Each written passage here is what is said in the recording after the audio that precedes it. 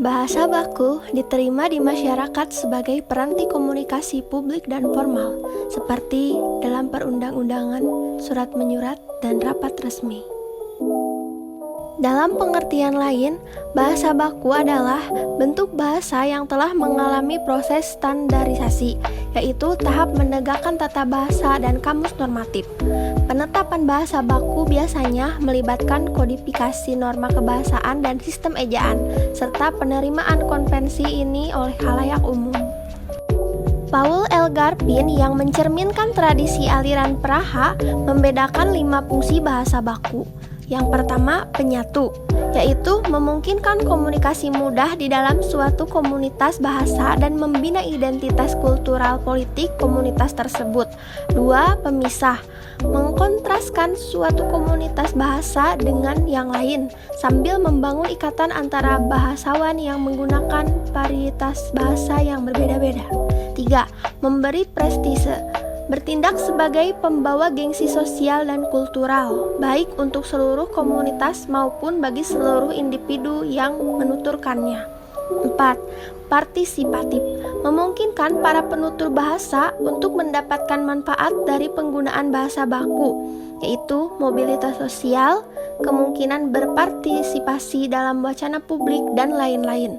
5. Kerangka acuan, berfungsi sebagai patokan untuk penilaian praktik kebahasaan.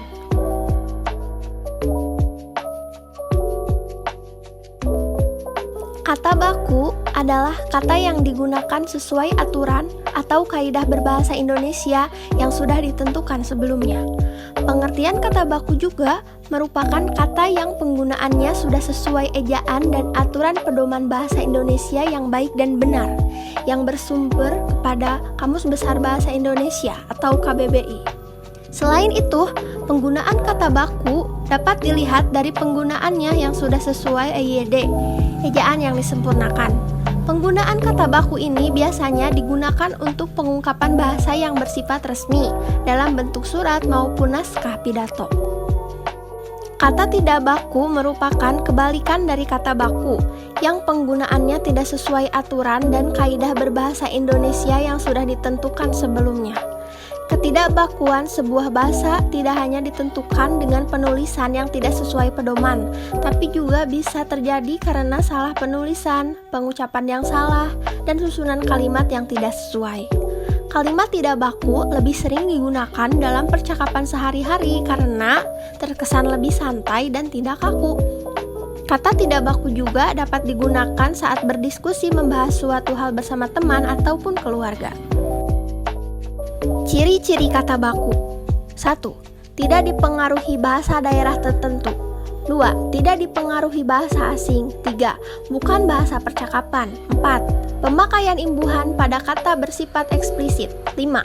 Pemakaian kata sesuai dengan konteks kalimat. 6. Kata baku bukan kata rancu. 7. Kata baku tidak mengandung hiperkorek.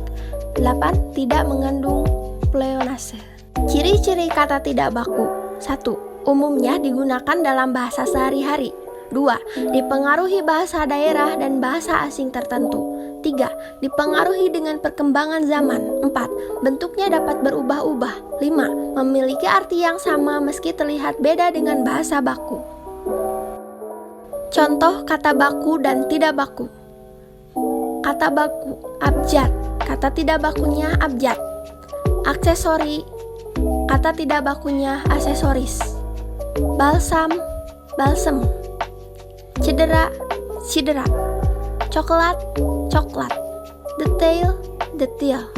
Ekstrakurikuler, ekstrakurikuler.